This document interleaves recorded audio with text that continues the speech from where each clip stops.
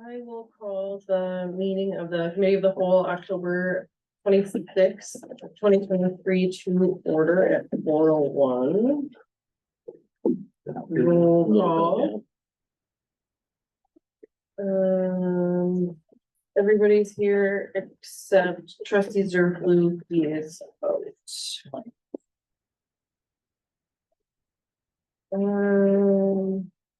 Number 3, public comments. Nothing from the public? No. Okay, village president's comments, I really don't have anything at the moment that I can think of. So we'll go to number 5, review and discuss proposed 2024 budget. I like to start out in Diana put together as a clip in front of you. Of the first thing on the top is what you're not be aware of. When you make you aware of that there was a resolution passed back in 2018. This is a resolution that's usually recommended by your auditors of what type of percentage you should keep of your operating dollars in reserve in case something happens. Mainly, I've been in other communities, and this community is high, usually it's between 15 and 10%. But I want you to be aware that this is a document that was recommended by the village board, and when we get into the budget, you should be aware we're not doing this. That's one to let you know what's out there. Because each municipality has certain different resolutions, and I've talked to Diane, and she actually, I had these questions when I was looking at the budget. And I asked what was on the books. That's what she showed me. And I realized since I was here many years ago, we were not even able to keep that in place at the time. And I'll show you the next page is why she gave me the reasons for it. And that was an interesting part. You'll find from 2011 all the way down to 2023, you can see the assessed value goes down, but then your tax rate goes up. You can always ask those questions. And when it comes down to what you actually budget expenditures, there really has been no growth in your expenditure portion over those period of time. And the reason that, and then you did the reval, everybody's asked the question this year, you'll still budget roughly the same dollar amount, but your equalized value will go up, but your tax rate goes down. So that's how the numbers always happen, no matter what municipality you're in. This is hard to understand, but this is what occurs through the process. And when this showed me, which I felt when I was looking at all the budget process, why does this happen here in Port Edwards? Because of the levy limits. Only way you can increase your levy limits, and I think in a school district too, is that you got a new growth. And also some of your debt services in terms of that too, right, Diane? Mm-hmm. So we have a beautiful community here, but we have no growth whatsoever. So that's why you get stalemated or caught in the levy limit piece. And unfortunately, I've heard a lot of people say to me, what the message that Boz gave last year about all this additional dollars does not happen. It does not happen in our situation. I'll give you an example that I had in a memo that I sent to the school superintendent of how why we are so tight, is that 10 years ago, you put the agreement in place. The agreement went in place. The collection was the same, but the new growth that occurred in that time period went to the town of Saratoga. So the town of Saratoga could increase their levy limits. I don't know if they did or didn't. And the new growth did not come to the village of Port Edwards. Now it's coming off. And I'm explaining with the memo I put on, now it's coming off. This year it's coming off.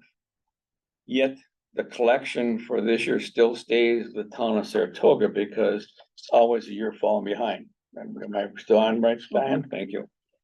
So when it falls behind, we're not going to see no increase, or there won't be no increase in the levy amount. So when it comes to next year, we're going to have the same levy limits on us.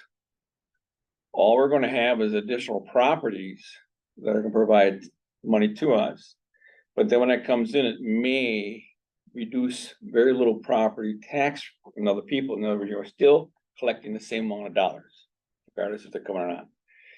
And I don't know how Boz would explain it to this group or to the new people coming on board, that there was more dollars coming in.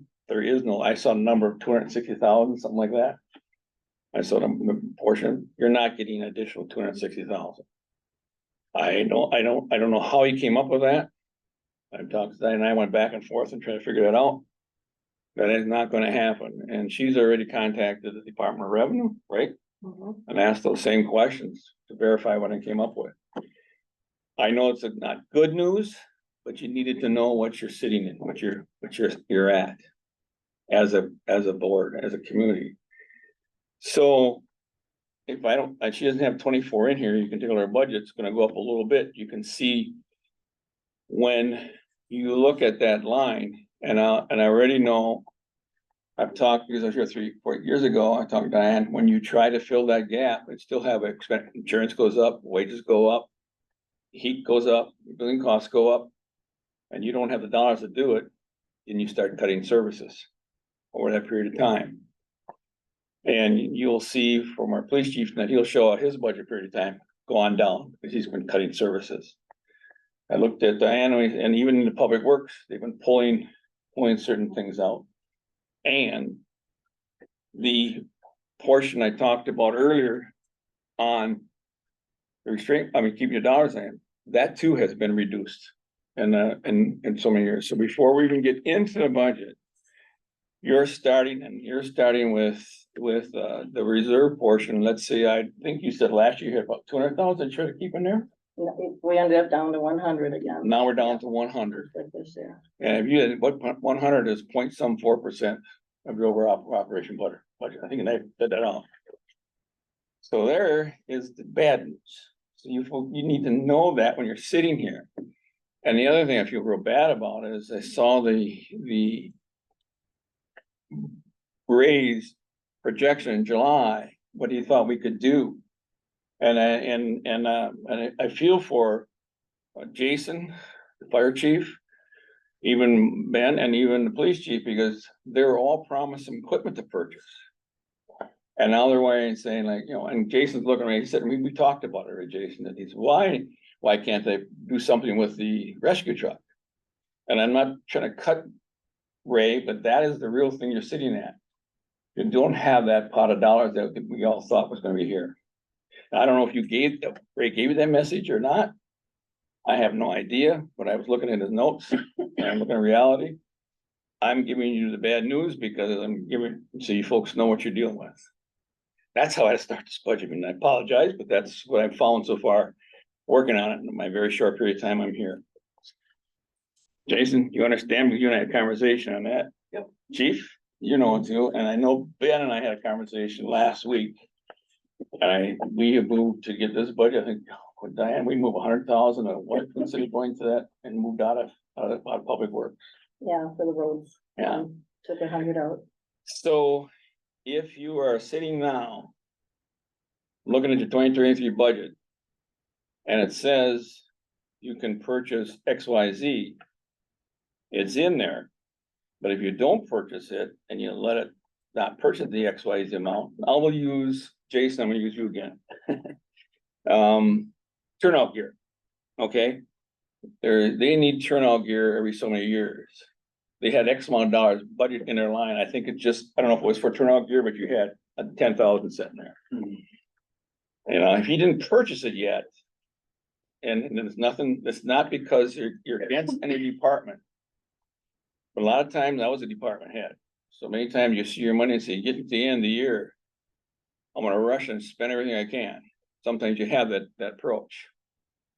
The thing is, if you don't spend it, doesn't stay in your budget, goes back into the overall back to the general fund portion. If there's extra. If there's extra.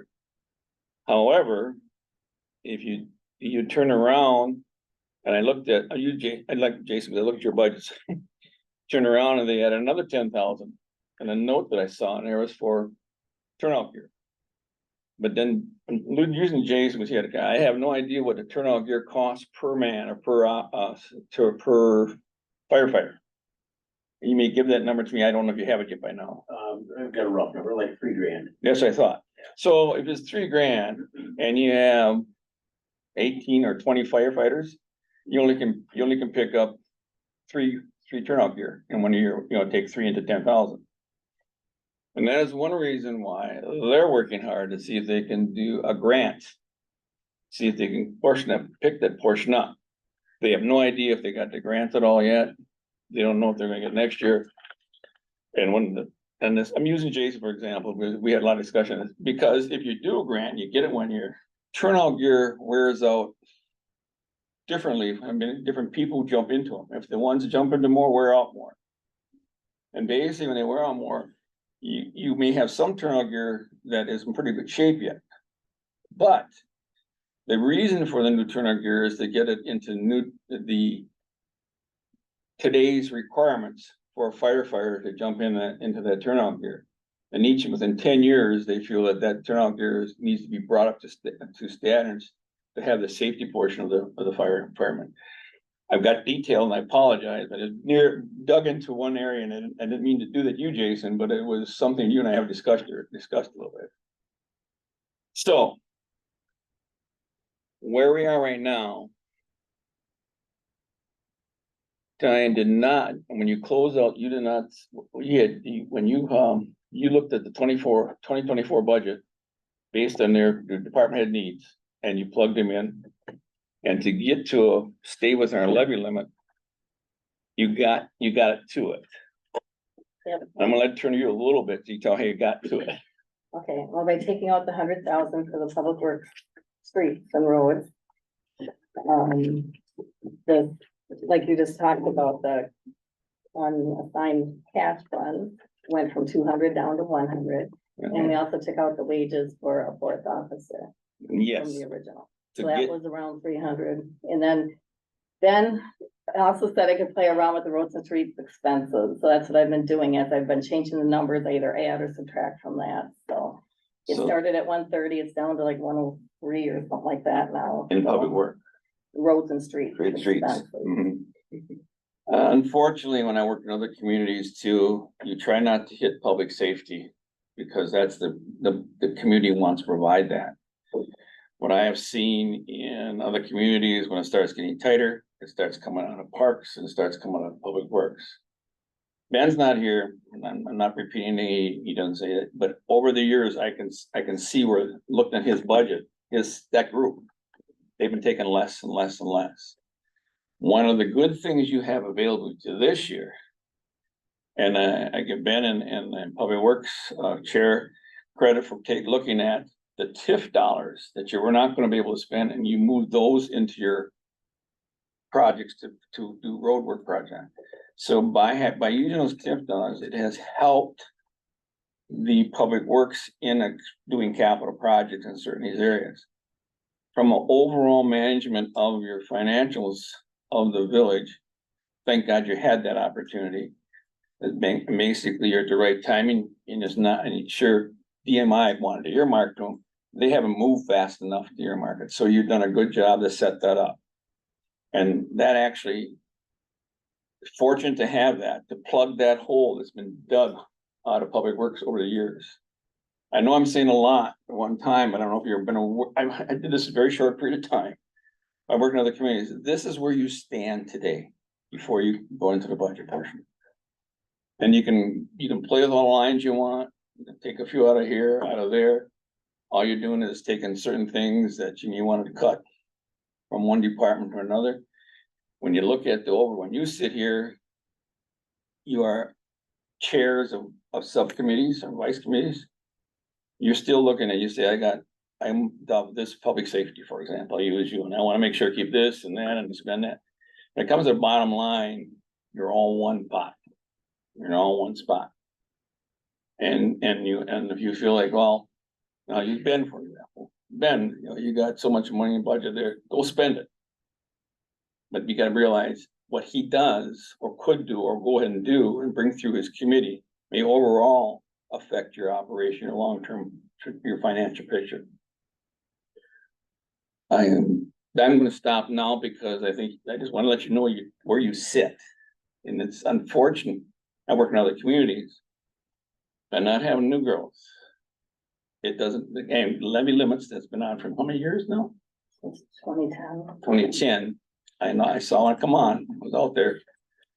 And when they put the levy limits on, they gave you three areas that it's gonna be so weird. You have new growth can give you increase for your levy. When you open borrow. They can use that, borrow money, you can also increase your levy. The idea is that you gotta eventually have to pay that off. So therefore, you're paying it off, they're trying to give you money to pay that off.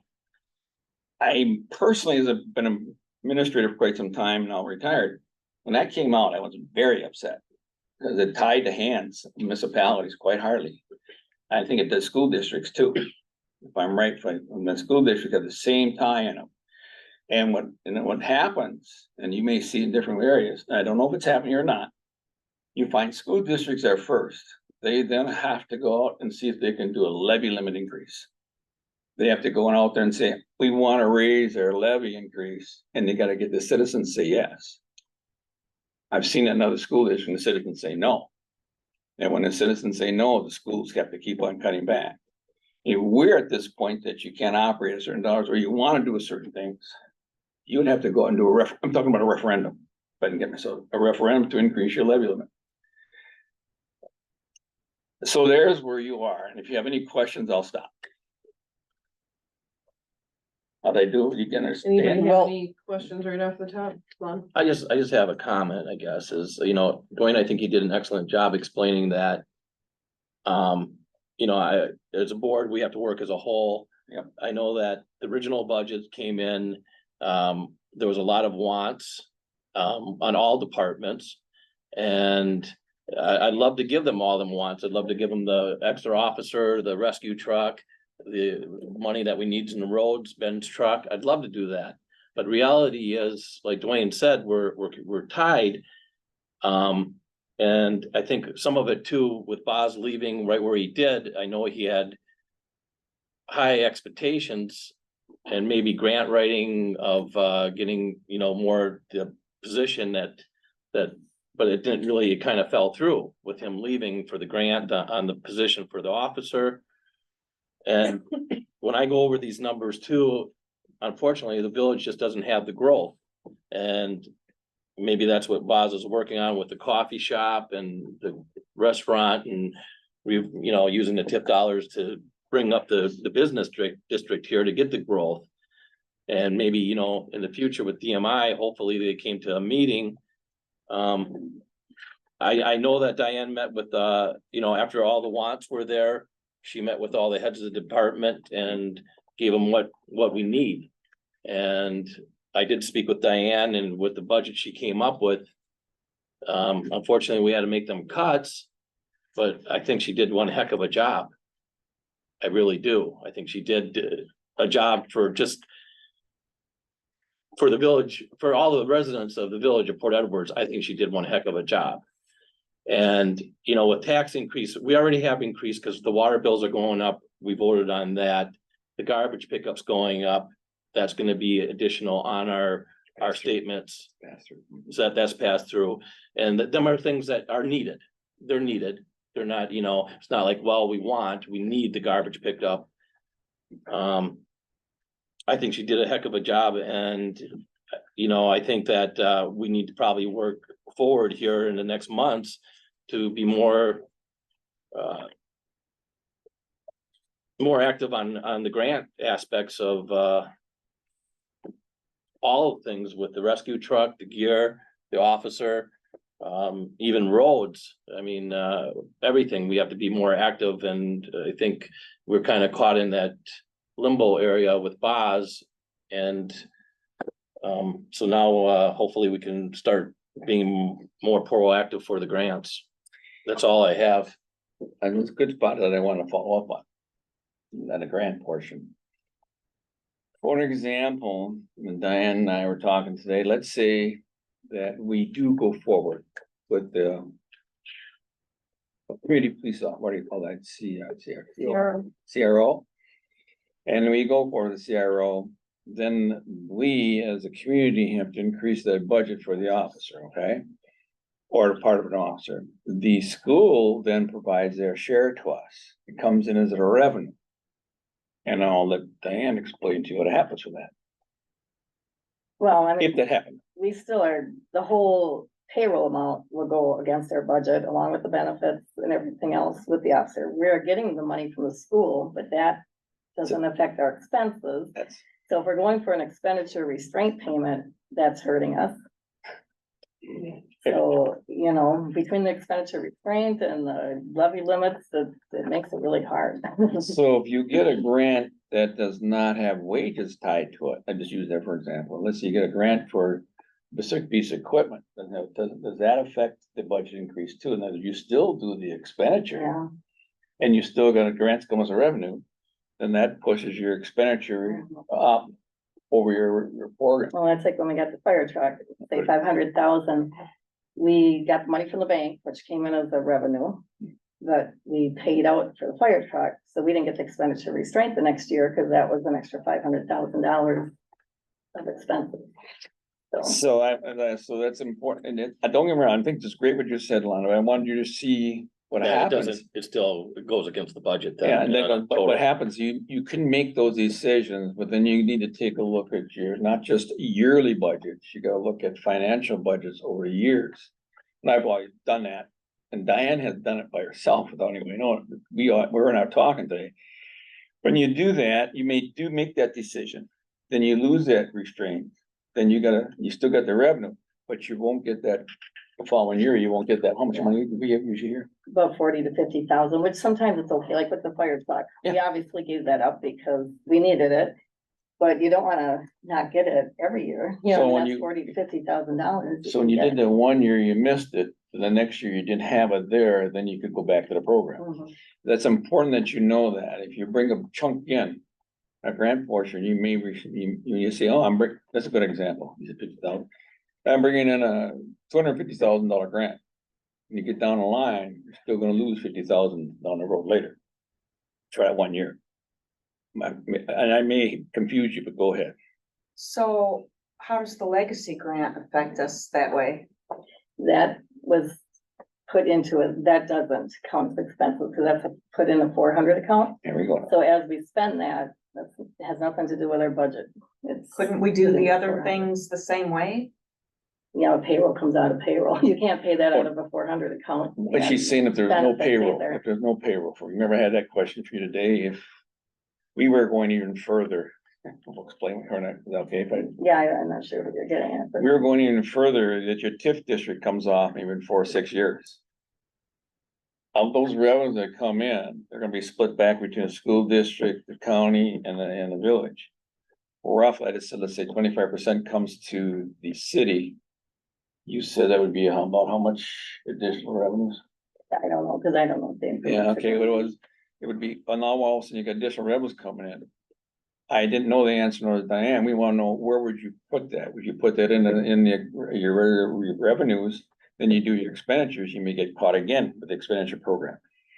Question I was asking her, can we do it for in a 400 account for major purchases? Do we miss that?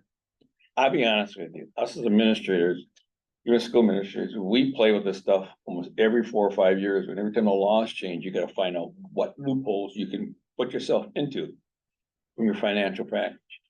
But these are just examples, that'll happen 4 or 5 years, and you're gonna say, oh, we're gonna pick up, say, 200,000, I don't know what it is. You say, wow, we can spend 200,000, you need to know that's gonna spank you an expense restraint program.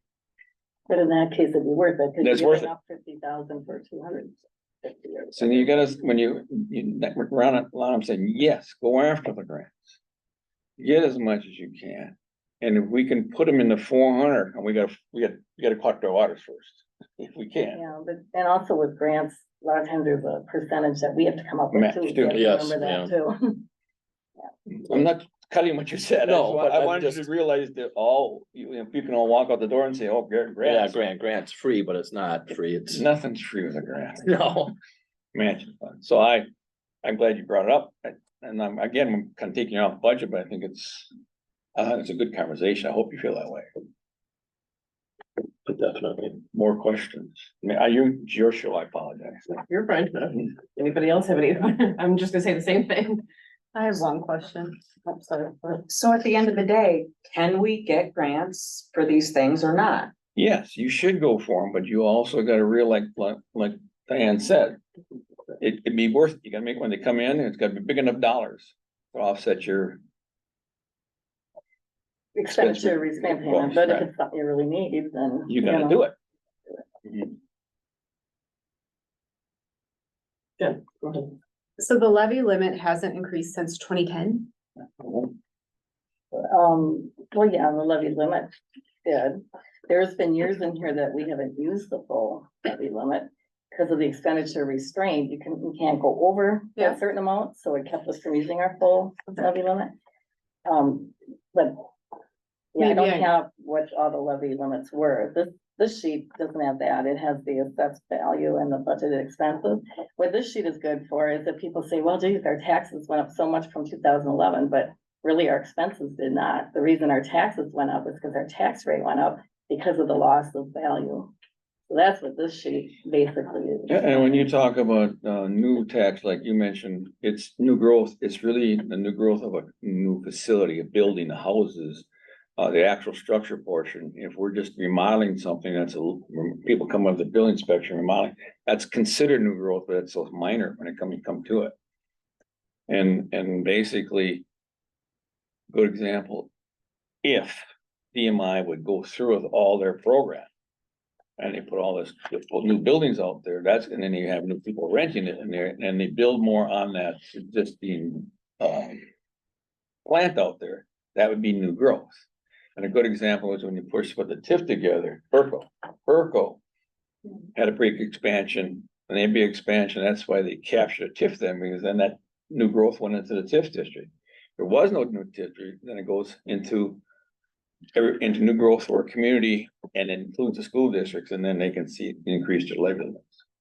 Levy limits went on back in how many years ago? I tell you what, any school district superintendent, all of us hated it. Because it really made it difficult for the local governments. Yeah, you got any more? No. Any other? You look at your brain, you look at your list thinking, I got some thoughts, I'm not gonna share them. Anything else? no, that's all I'm gonna say now. Okay, so going forward, what is the recommendation that this next round of committee meetings, we really? You're at the budget where you're at right now, unless if you wanna add, let's say, if you wanna add the resource. Community resource officer. Thank you, community resource officer. And you gotta match with it, mulch portion, then you need to cut some other place, or. You can fill it up with a grant portion, Or a referendum. or a referendum question And in April. in April. What I heard, and I've only heard a little while. I think if you're done talking about this budget, your portion of this piece, and you wanna cut a portion, right now, this is pretty well, I hate to say it, baked. Into what you all wanted at this point in time. As a village board. But if you want to add or do things to it, then I think we could go into the next part of your agenda if you wanted Okay. to. And I think Can I just point go ahead, something out go on ahead. that summary? If we're using the full budget allowable levy, which we obviously are, you can see that the tax rate is, our local tax rate will go down from $14.90 to $1,000 it was last year. And this year it'll be $9.53. So that's a pretty good That's decrease, because of over what? $5, because of the increase in value from the reval. See. And next year our tax rate should come down more because of the value from across.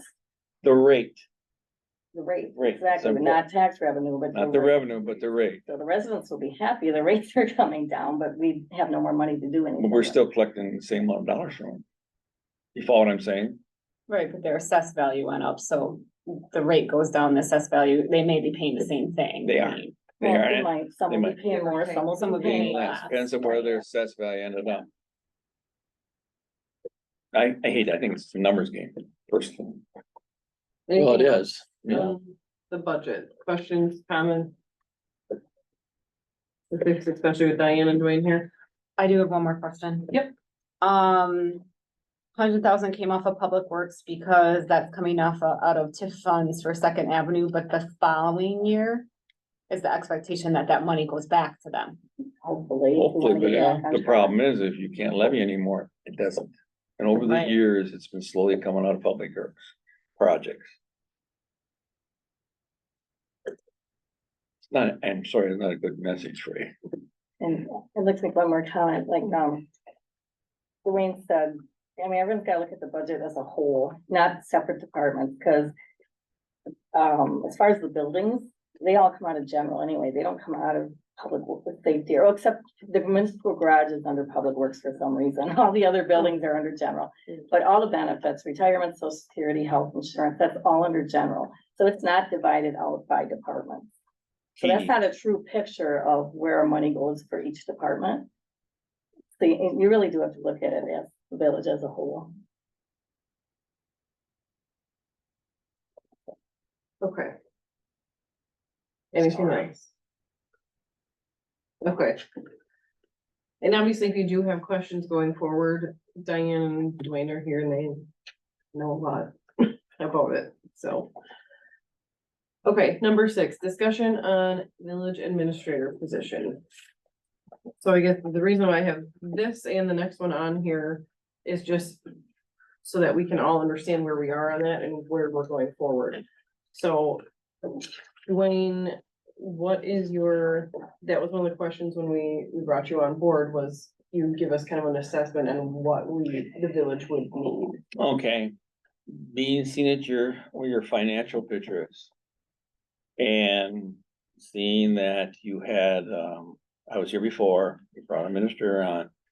Once there's been a lapse between Boz and myself, it's been pretty obvious, you can tell that, I think, and you mentioned already, that Diane, Ben, even Kim, Chief, and I think even, a lot's been going on with the fire department too. They step up if you don't have an administrator. Then there's alternative, now let's see, you could do a part-time administrator, that's one of your alternatives. Where do you find a part-time administrator? I mean, it's pretty hard to find. You then could do, another alternative is, and then one is you can have one on board, that's an alternative too. When you look at your population, you look at other communities' population, this size of a population does not have an administrator on board. However, when you say, well, I'm gonna look at the city of Saratoga, excuse me, Nakusa is made up as a city. So therefore you have council members and you have a mayor. The mayor there is a working mayor. He does a lot of the management portion, and so does Wisconsin Rapids. When you look at the town of Grand Rapids, that's a pretty good sized town. There you have, I think they have 5 members. A lot of times there's 3, some go to 7, but they have 5. I did some research. And there they have the town chairman. Town chairman is way it's made up is kind of the key and operates a lot of the data involved. I have been in townships where you have 5 town or actually one becomes part of works administration. One of the town board members becomes a supervisor for public works. They become working managers as their elected officials. So in this case, we have a village board. We have a village board members. You have trustees. What? Well, even Joe's not here. 7. All except Joe, someone's working. They're working part-time or they're working full-time. So therefore, your set of form of government here is that you have an administrative form of government. The other thing you could do, and I gave Betsy, I could work for, just 2 days a week, part-time, help you through the year to do a transition, because I can't do this all my life. You can find another Dwayne Gall, good luck. I mean, I hope you could, to be honest with you, and I'm not being bragging, but the other thing you can do is you can take a look at your charter, how you're put together, and your whole ordinance is put together. Right now, you have it set up as a village president and the trustees. You're all really equal in your votes. You all sit that way. The village president, by your ordinance and statutes, just runs the meetings. That's about, and has a vote. You could set it up person that you could say, okay, in the future, we want to maybe set our ordinance up to giving the village president more management authority, similar to like a mayor portion, but you gotta set it in your ordinances. You all know it because whoever wants to run for village president needs to know that it's now more than just a part-time job or come to a meetings, you're gonna have to be responsible for.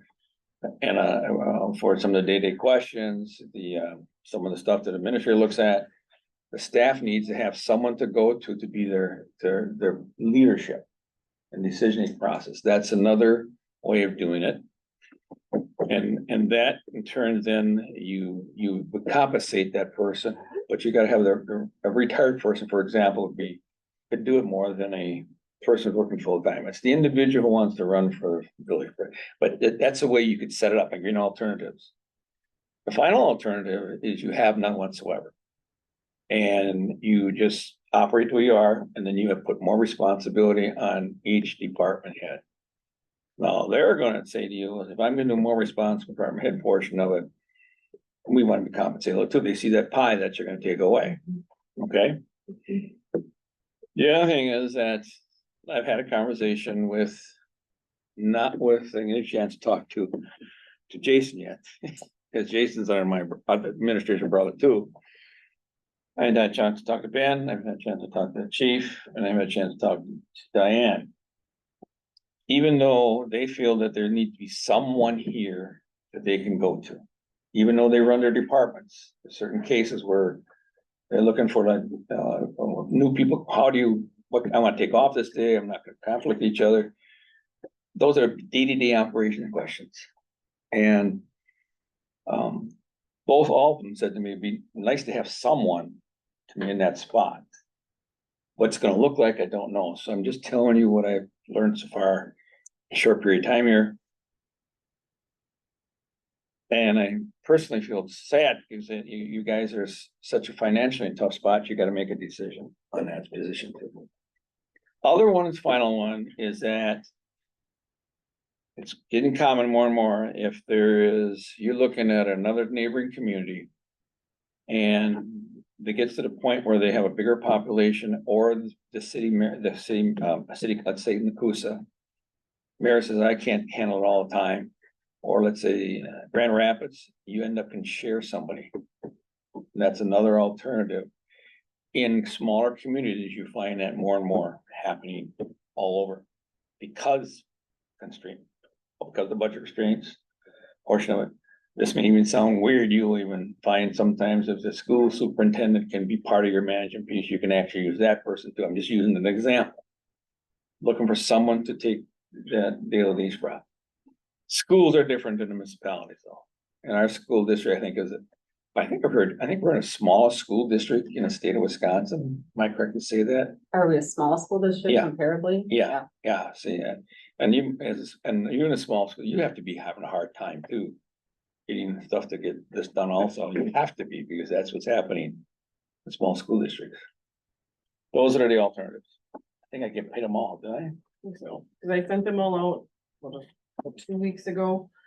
So, just so that we had some time to think about the different options that Dwayne and I had talked about. Anybody have anything jumping out at them that they have a preference with? Because obviously what we do with that village administrator position is a budget line item. It's a salary right now sitting full. Is it still sitting at full time, like what we had for Ray? And I think Diane and I talked, and let's say, let's get on for a year. All right, to say that we did big random numbers. Or what? If I stayed on for a year for 2 days, I remember it was about 66,000. Yeah, did I put that in there though? No, you didn't put it in. No, okay. You and I- I figured that would take the place of the salary of the administrator. Right. Yeah, Mhm. yeah. Right. Okay. If I'm here for a year, I just did 2 days, would eat that much up at the rate I'm at. Can you reduce your rate? I knew you were gonna say that. I thought TR would say it first, not you. That can be considered, not much, But that's right. But Well- we wouldn't have benefits You and know, all of that in that, so. you got, But we didn't have that, we like, Ray didn't have our health insurance. That's right. so She it's brought that to not my gonna be a attention, too. Big difference. Or, but not even retirement, there's still some savings and benefits. not much. No, you and I looked at it, not much, because he didn't have anything, The health insurance would be the big thing, and he didn't have that. he didn't have that either. Lon, go ahead.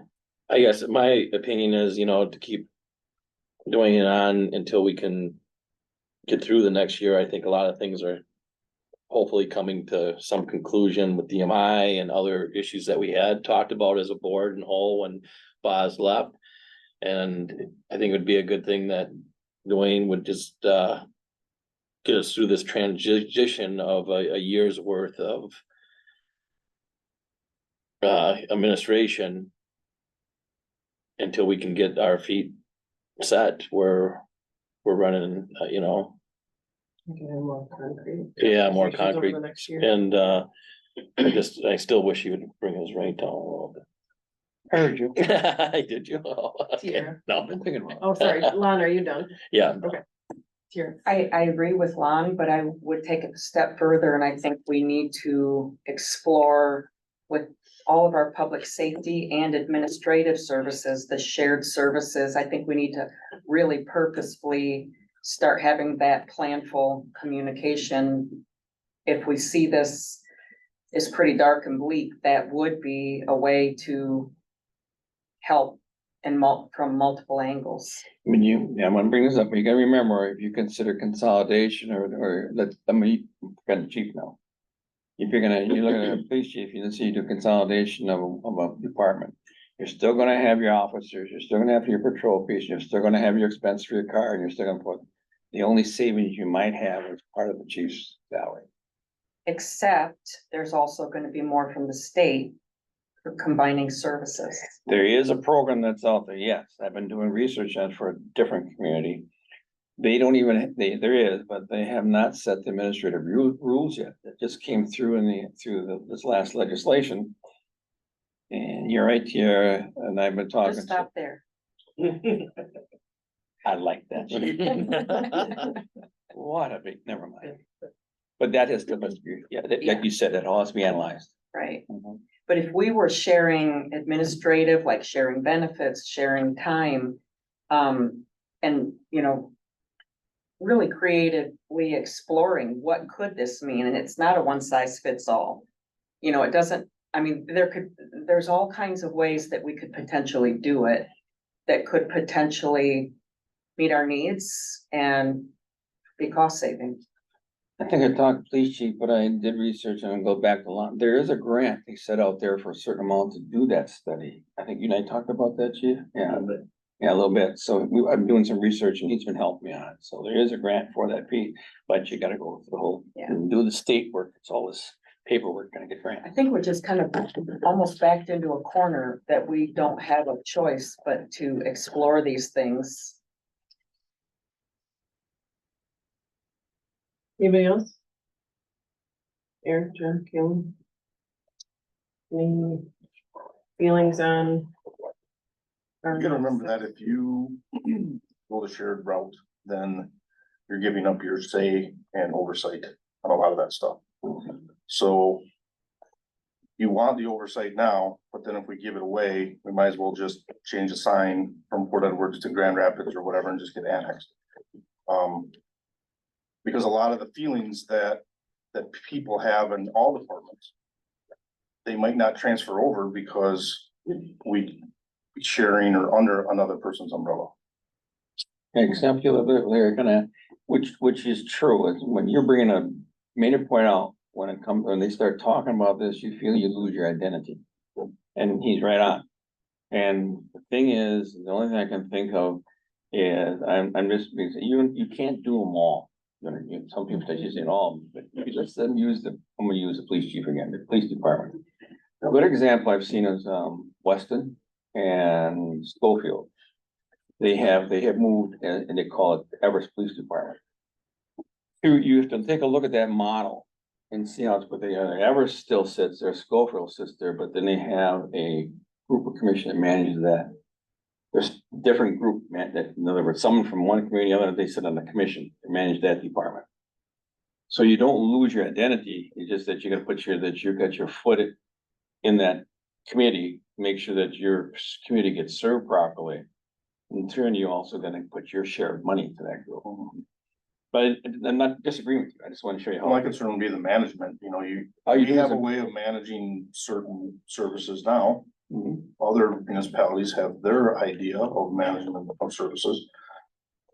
Who's right? If we get in bed with somebody else, do we ultimately be who has the most money? I mean, case in point, the road by the airport. We have 3 different municipalities sitting right there and Good example. nobody wants to put their money where their mouth is. So we may be stuck with it. We're getting the stadium. So if we get into a situation like that, You gotta write your memorandum of agreement, really, you just can't just jump into it. You gotta really look what you're doing, and I can't disagree with you, Eric, on identity. And a lot of people think a loss of authority or control on them. Eric, are you, That's a good one. Jen?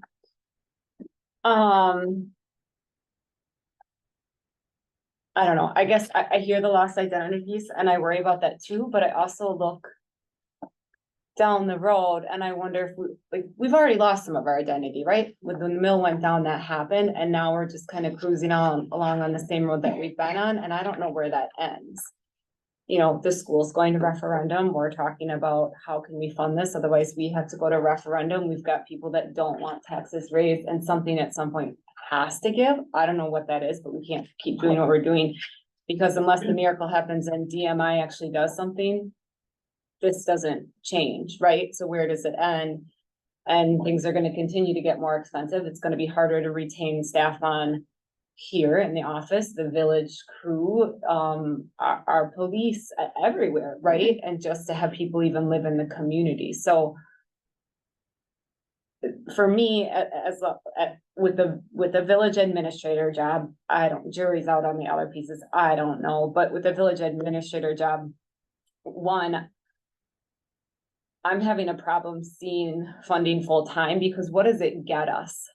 I mean, I know Boz was here, I know a couple things happened, but in the grand scheme of things, what did it get us and how much money did it cost us, right? Like, I look back at that and I think, and I don't know, you guys would know better than I do, but I question if it was worth it, right? And if we know who we're getting and they're amazing, but how do you know? I think when Boz came in, it looked great, and yes, a couple good things have happened. I'm not denying that. The downtown has started to be revitalized. I get that, but is it really worth that money? Because the key to everything in my mind, correct me somewhat if I'm wrong, is DMI, right? Unless something changes there, this is where we sit.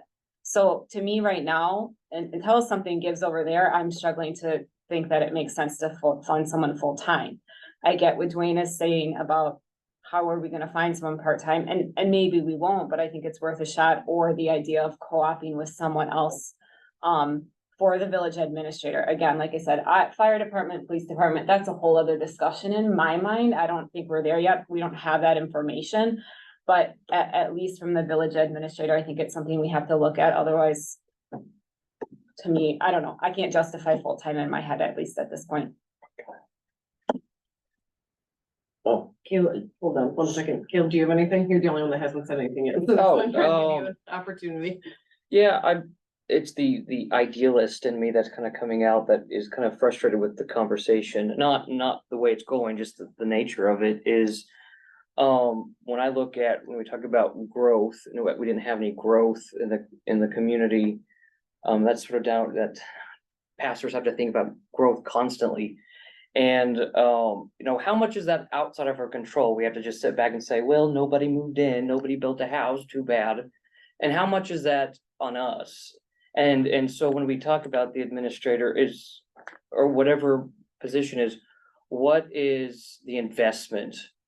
And it's open-ended. I mean, I think I kind of share the sentiments with Jen as well. But if that's a problem, is a lack of growth, is it simply because nobody's moving into central Wisconsin? Is it because of the industry? Is it because of us as a village? And then what can we do and who are we gonna pay? You know, 6 people who some have full-time jobs and we're not trained in municipality, in local government. And so like, who does it? So it frustrates me because it's like, we don't have money to play around with. Well, what money can we invest in and make bang for our buck? Because when you start selling off assets, if you will, to stay afloat, that's a very grave thing. That says, why bother at this point? And so that's the idealist, is how do you change that narrative around? And that's why I think it'd be dangerous not to have any administrator, but because who's going to be the one out there? Inspiring growth. Yeah, inspiring growth, I guess. So Well, a couple things is, I think they're all good ideas, and Eric, you're right, about losing your identity. But I think that doing the research years ago, there was conversation between Nakusa and Port about sharing some services. Actually, they even talked about a NEPCO PD. And there was, I probably could find the information somewhere along the line. I know Dan Joling had come up with it, an officer from Nakusa who ended up being the chief of Cornwall, a very smart man, and he had a lot of details in it. But at that time, there was that identity between Port and Nakusa, and it got separated. Of course, now years have gone by. So it's not a bad option to go look at, and we have to do it. And if we get shut down, then we know we got shut down, but I think we try. And to lose identity, we have to probably look at that and then come back and make the decision as committee of the whole. Growth wise, you look at it, Knuckle Lake, still a lot of opportunity to build new homes in that area, that when it comes back, that maybe we can start getting some of that original. So I think we have to support Knuckle Lake. I know that they're doing a great job with the Lake District. ERCO, we always said about ERCO. ERCO is probably one of our biggest industries, or our main water user. I think we have to be more on the communication. We're talking bi-weekly with DMI. Hopefully, we're all kind of keeping our fingers crossed. But we have a facility that's actually operating and running. They're using the most water here in the village. I think we need to be, they created the TIF district. We need to be more involved with them and their safety managers, their production managers, and say, hey, what do you guys need? Brunner Lumber, another one of our industries here that we never really think about. They're just kind of sitting there. I know Dwayne has a lot on his plate, but I'm hoping that's why, getting them through this year, we can explore these things and we can start the growth and be more optimistic and getting more revenue in also. Eric, I know you had your hand up. The only thing that I can see with co-oping for an admin, I think the better route would be a part-time contract person. Because if I was on the village board or a trustee or council and and there was discussions being made that, let's say, Dan Carlson was gonna come over here and moonlight. Well, that means to me, then he's got too much time in Nakusa and he's not getting everything done. So I think their municipality might be a little unforgiving, I would say. Where if you had a contracted outfit, then you pay for them, because we know we only get you for 2 days, but I'm also, and I think what you're saying, I also put Port first in everything I do. no, and I'm saying I would, if we went the part-time Yeah. route, that would be a contracted. Yeah, they're out there. They're out there. And not just me, but there's people that would consider doing that, and that's another alternative. It's interesting to watch you all going around with different alternatives, which is really, you needed to think about this. I'm not in charge. I have a comment back for some other ones when they're all done. Okay, I'm gonna, I guess my opinion on it is, I think having somebody here part-time is helpful. I think having somebody that can manage, like you said, vacation time, different kind of office aspects that we don't get into and probably shouldn't necessarily get into, I think that's important.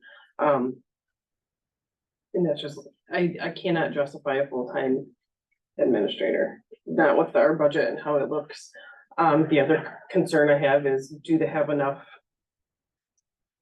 obviously there's always work to do, and that's not what I'm saying, but I know when Boz took on that Saratoga, job, I feel like things started slipping here.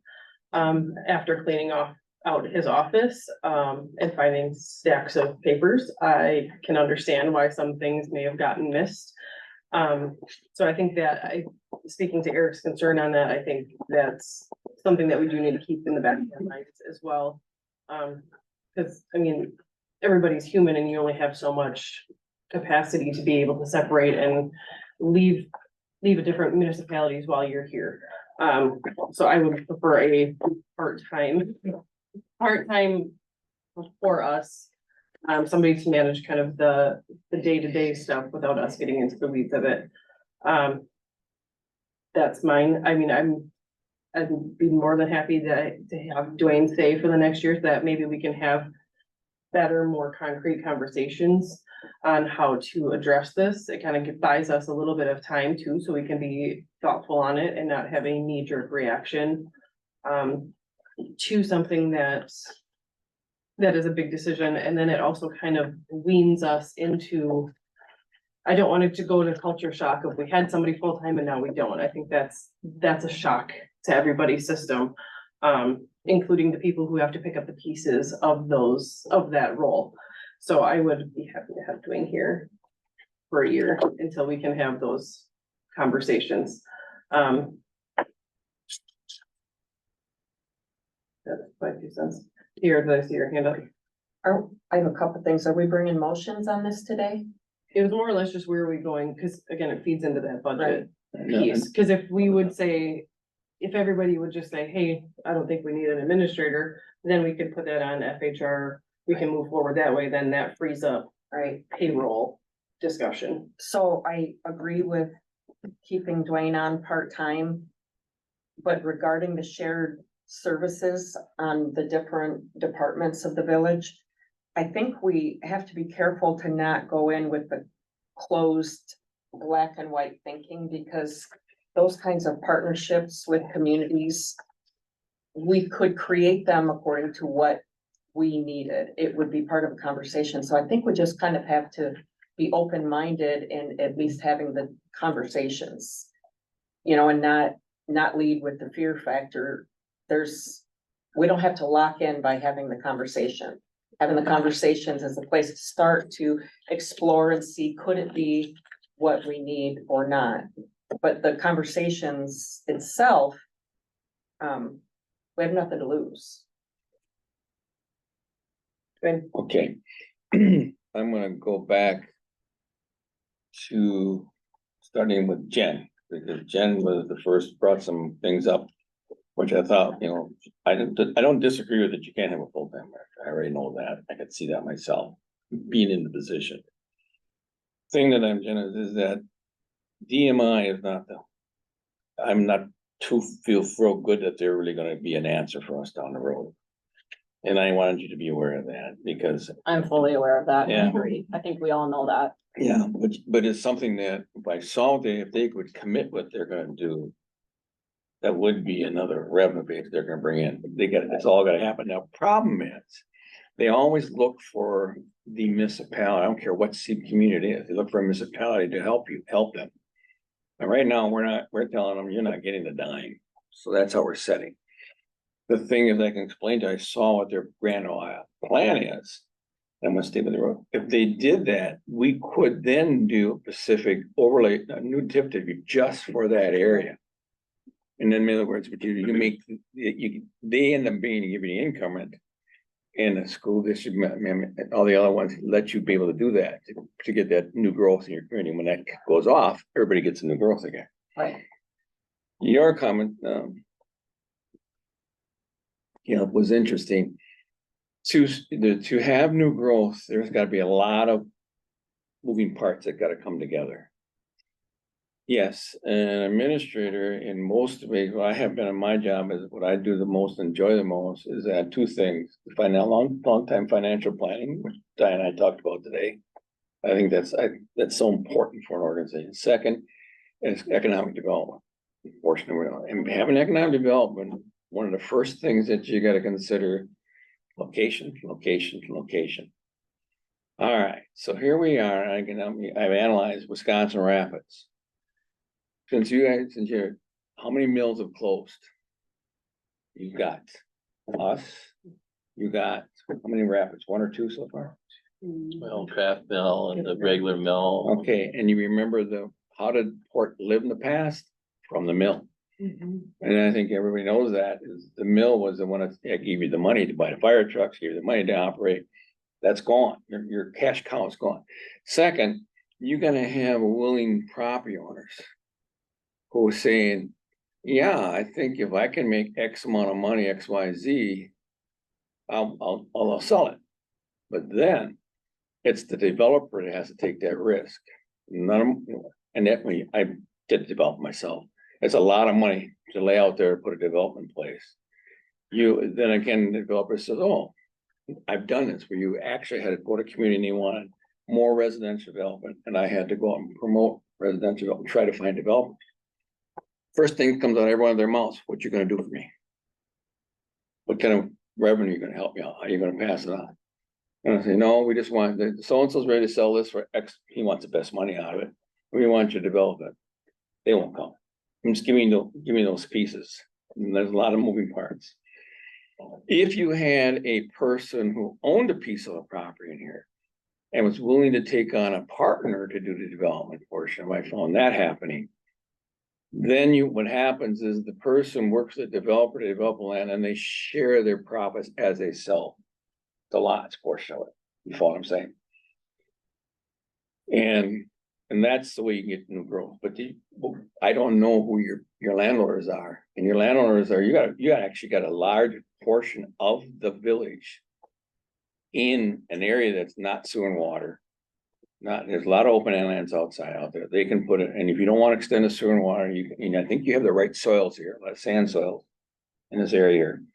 And it's been proven in the piece across the river, you can do a lot of septic systems and those can be approved. So those are I'm just telling you, that's all of a sudden, if you had someone grinding that out. I'll be very honest with you, if you had a part-time administrator like you're talking about, it'd be kind of hard to grind if you had a full-time one. You do your data thing and you make that your number one job. And you make that a very important job.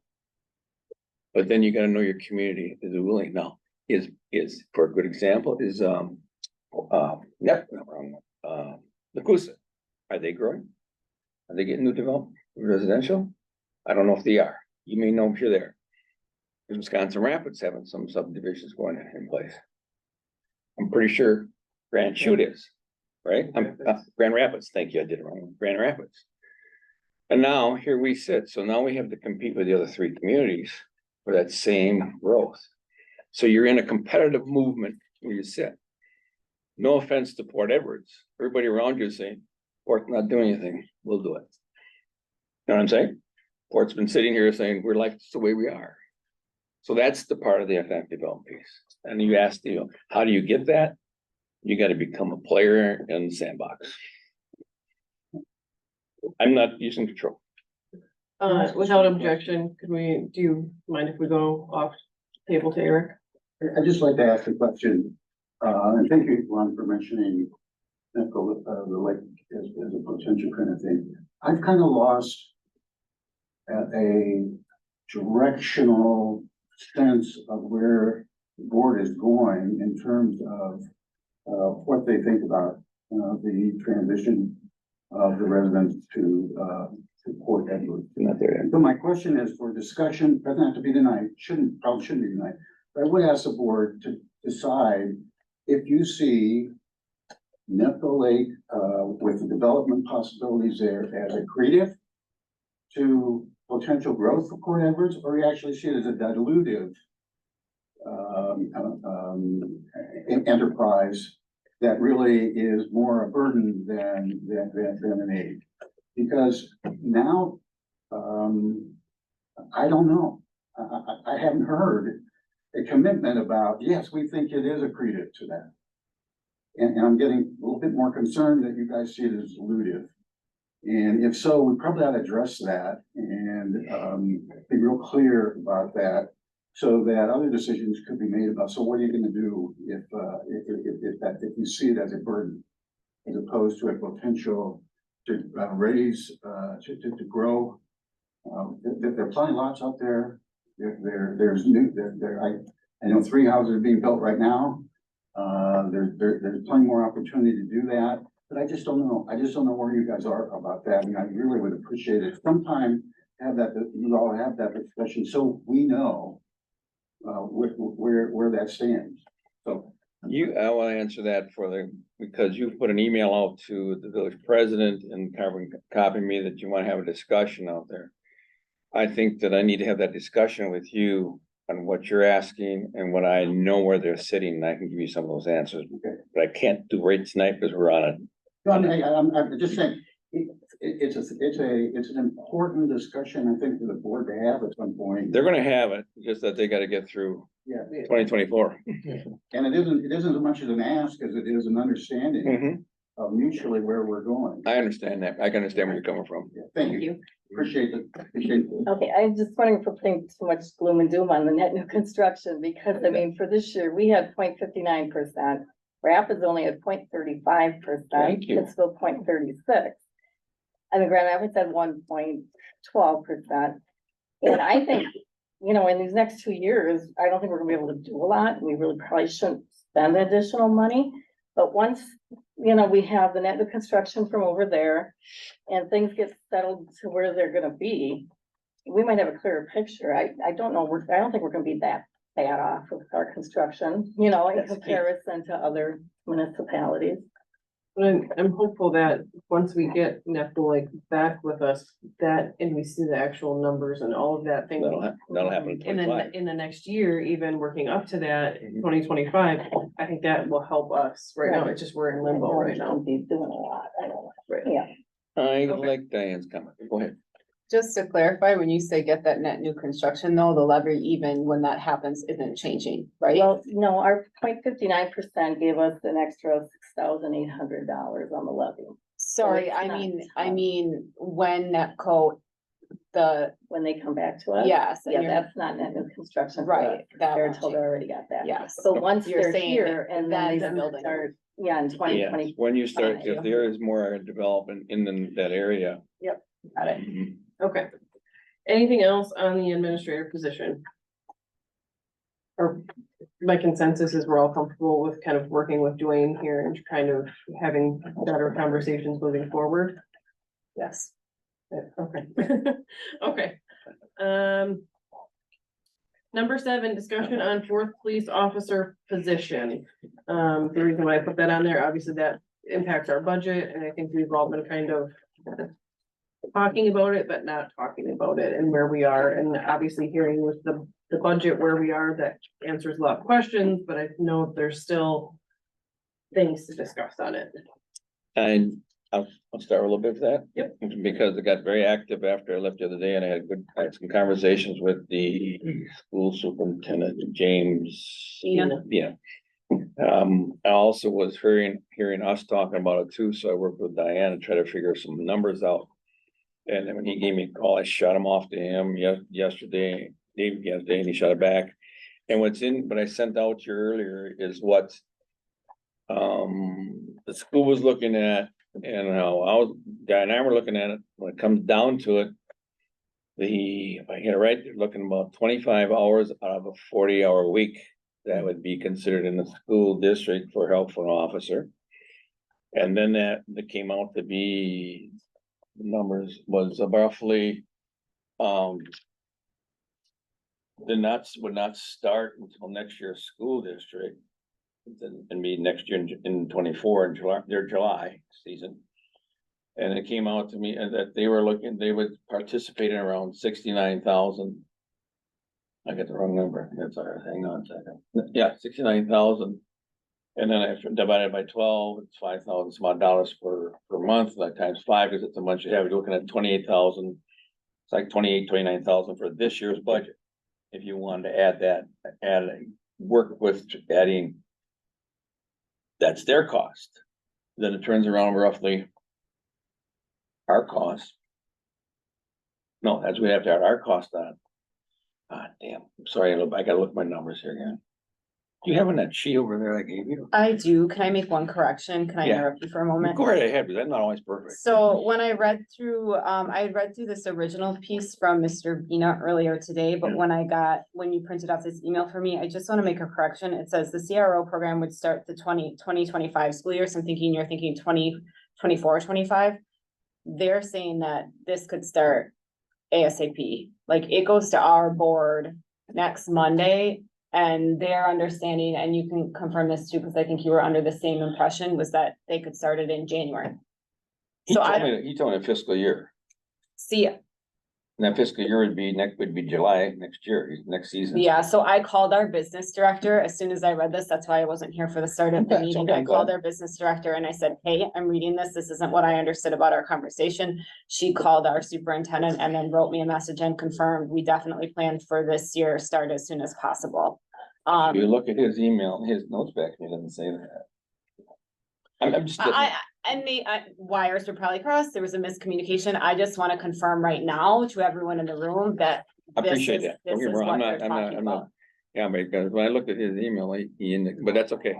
Now you're looking at it starting January. They're ready to start it in January, and I believe, can I ask, that's the impression you were That under was as my well. understanding as well. That's So- fine. And then, yes, do you want this sheet? Is that what you're asked? That was your original question. Yeah, because maybe I read it wrong. Sorry, that was your original question before I interrupted you. You asked if I had that sheet. No, that's good. And it's right, it was, I just want to say this, yeah. The district would put around 69,000 into it. I thought the district was the 60,000 and they were asking the village for the 69. Yeah. Yeah, Oh, 69, I yeah. thought that was the village they were asking for. Remember the cost here, 130,000 cost, the district of 60,000. 60,000 is the school's requirement, 69 is our requirement. Yeah, and I think it's 60,000, like, because if we'd start in January, we'd be funding January, February, March, April, May. And then, because the school's not gonna fund it during the summer months, right? Like, Right, it's a that's what we community figured. resource officer, but. That's how he calculated. He calculated as only those hour months they're there. Mhm. So basically, of the 130,000, roughly 90,000 is responsibility of the village, roughly 60,000 is responsibility of the school district. I'll read the whole thing through. This is his notes to me. Okay. It's a 25 to 40 hours. It is percentages. School runs from 9 months to 12 months, 75% of the year, so they're at 75% there. You got a circle would be the 60,000. Mhm. Correct. Okay, and then you go to the cost of school for 9 months, still 60,000. The remainder of it will have to come out of the village, which would be the 69,000. So it's 60 school, 69, almost 69, 61 school, 69 village. Mhm. And that's what we're talking about at the 69. I thought, I'm sorry, I'm correct. I thought he was talking about next year, starting in July. So you're talking right now in January of this year. Mhm. All right, so my numbers are wrong, and thank you very much for the correction. Yeah, absolutely. That was my error. I don't know why. It's not it's not written here. Thanks for clarifying that, Jen, because Yeah. that's what I wondered with the email. Yeah, and I did with the email, when I said it, I got the impression we're only gonna do starting next September. Yep, and Not I right now. understand, yep, and again, I wasn't involved in that conversation. No, but that's how I wrote this up, because I Yeah. thought it's what I heard from him. No, and I'm glad so now we know what the numbers are. Doesn't matter what I wrote. We love that. Hmm? Doesn't Well, matter what you wrote. You note that. Well, I Complete see. Disregard. There's a lot of conversation by phone, and we hear each other, so I always like to repeat it. So it sees how I heard it in someone, and I'm glad you saw it, because I wanted you to see it, because I knew that you were one of the school, and you were, I think, clipped in on emails too, so you were involved with it, so. Thank you. You're welcome. Okay. So, sorry, anything else, Dwayne? So therefore, if you wanna consider working with the school district, as of January 1st of 2024. The village wouldn't have to look at picking up 69,000. You would do the whole 130, but then you get reimbursed the 60,000, and that's how you put your budget together. Okay. I was gonna have Scott just gonna present his. Well, if I just had really quick here, I guess, I think that for one, we had no growth. Two, yes, the school can give you back that money. It counts against our budget. Like Diane says, there's some hidden costs. The hiring cost, the retirement and payroll cost aren't involved in that. So it's probably more. Well, we had that, she had Or it it, is involved in that. yes, you got to ask her. It would have to be added to the budget. It'd have to be added to the budget. 30,000 in expenses to the budget. That's it, bring an officer on. And, I know that the school has asked through different people, but I haven't seen anybody from the school board come to our village meeting asking for the need. I'm not saying that there isn't a need. I think that, to be honest with you, I think you fill that with overtime hours. With the officers we have. Okay, without objection, Scott, do you wanna go over just the numbers and what, you're kind of, what you've put together I said here? that. So first of all, this is not my idea. I'm not the one who proposed the fourth officer. I do support the fourth officer because I know how much time I spend at the school. And regardless of what the decision is, we will support the school and we will support the school to the best of our abilities. And you'll see in other numbers through my monthly reports that there's other things that are lacking. Because first of all, those kids' safety is the most important thing. I did just a little snapshot of our complaints that are started for the school. I went back 10 years. Is this a true and accurate portrayal of everything that happens at the school? Of course not. I didn't go back through every category of offense code and all that. But it is a pretty good indication in the last couple of years on the reporting has been the same. So you can see that, if the school is offering to pay 60,000 toward this, where last year they wouldn't pay 6, they feel there's a need. Based on the gun calls that we've had there this year, the knives, the weapons, the threats of blowing up the school, it's getting real. It's getting real for our village. Can we afford it? Absolutely not. Where we find the money? I don't know. But is it a necessity? It is. Our calls have increased, our citations have increased, our arrests have increased, I don't know of a day that goes by that we're not dealing with something at this point. It's just, that's the day and age. We've had multiple students leave this year. We've had, middle schoolers that are threatening to rape girls in the school. We're dealing with that right now. We've cited them multiple times and now working toward getting them educated outside of the school. It's not the same world it was when we went to school. And again, how do we pay for it? I don't know. The school is offering to pay a chunk. I talked with the Legacy Foundation today. Of course, they cannot guarantee me anything. But with the cooperation of this board, the police department, the administration, the school and the school's administration, they've offered to meet with us, give us a roadmap and set us up for success with a grant. How much that grant would be, I don't know, but I can promise you that I'll ask for the moon. Because at this point, I know, I see this and obviously the definition of insanity is to do the same thing over and over and over and expect a different result. And I know it's been 4 years for me and my budget keeps going down and down and down. And that's not your fault. It's not any of our faults, but at some point you can't offer less pay, less whatever, and expect better results. Services. Yeah, better services. So the truth is, we really have to consider this money from the school. This is something, I don't know what they'll do if we don't do this. We can fill it with overtime, but I have no one to fill it with overtime. Right now I have a guy working 12 days straight, because of vacations. It's not there. The overtime is not there. The part-time help is not there. From working in Nakusa, they're eliminating their part-time program because they can't, one guy can only do so much. We've got our heart in it. Where we find the money, like I say, I will work with this board. I will, you know me, you know that I told you last time when we actually approved this officer and didn't fund it. I will not put a person in a position that we can't support.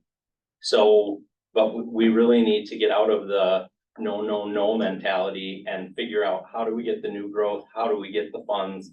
And that's on me too. But if I'm in the school and I can't be writing grants, you know, and I mean, I can change the shift. I've already talked to my officers. And, You and I talked. well, this is a different one though. Thank you, This is sir. different. So I've thought I can go back to the old 8-hour shifts. And I've already talked to my officers about it, and they both assured me that they'll leave employment with the police department. Because one officer's been offered 4 positions at this point from other departments. So we're in a competitive market. It sucks, but it's just the way it is. I mean, please, any questions? Again, please don't take it as snarky. I just care, and I want our kids to be safe. And right now, I can't promise you that they are. So I did ask Chief this question. If this is how it really is being, I'm looking at the dollar amount for us. If we went ahead and did a member understanding with the school, making sure they want that 25% there. And of course, we are, if you look at the number, we're kind of there a lot already. And I said, okay, we do that as a community, but then don't put the officer on. I asked them what kind of shift change you have and how you would be covered. And I just wanted you to hear that. Correct, and essentially what I would have to do is instead of having the officer work 11 AM to 11 PM that I do now, I would have to adjust that shift so there'd be more coverage during the day. Most likely 8 AM to 8 PM, which would leave our evenings less covered. And so it's a give and take, and we all know that we've done, as these budgets have gotten tighter, we've got less coverage. You know, we used to run a schedule that had 32 hours of overtime baked in it every pay period. And that was usually filled with part-time, but it was sometimes filled with full-time. And so as the years have gone on, we've actually covered less shifts. We have less patrol than we do, 10 years ago.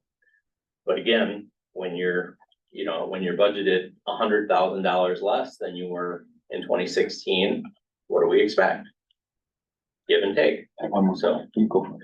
Okay, and I was just going to point out, I've seen how much work that the police department has had to. This isn't just for walking down the halls, just greeting kids and the niceties they've had to. And I've literally watched Officer Drew walk out of the building and Josiah walking into the building to just pick up where he left off or something else has started. So the other thing that we have to be aware of is the school needing us or their presence there. That means that semis on Fort Road are gonna happen.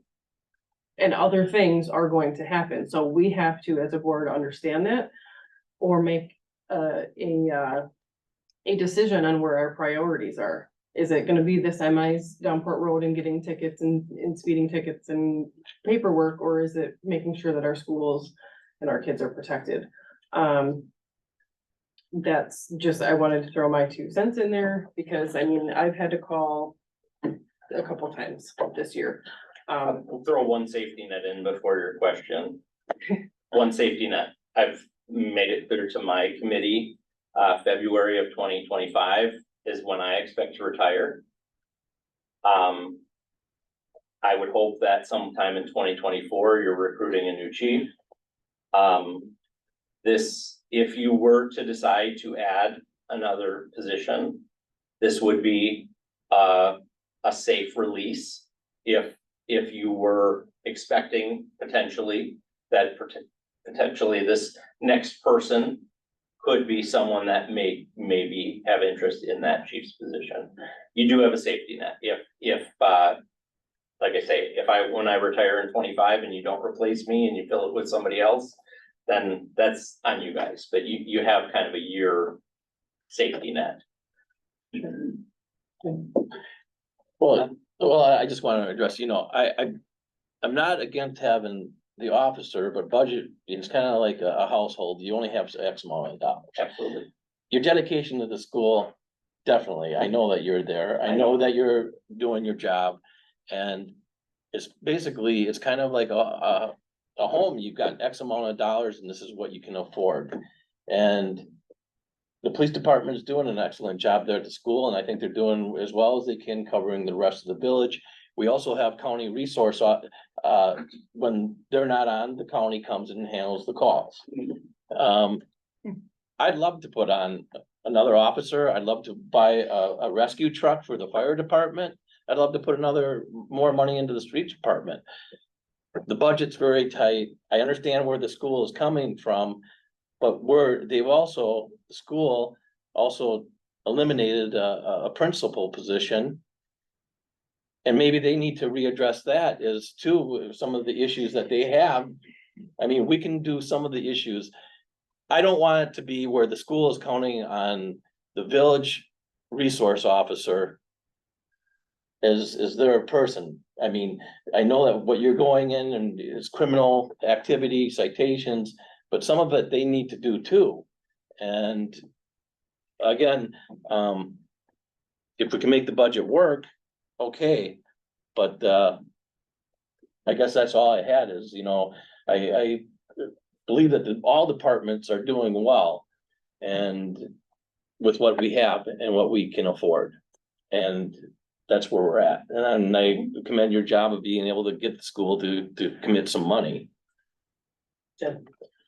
I want to start by saying I obviously am the school counselor, and to throw it out there that if we get a fourth officer and they're a community resource officer, it will impact my job. That said, I did talk to our lawyer.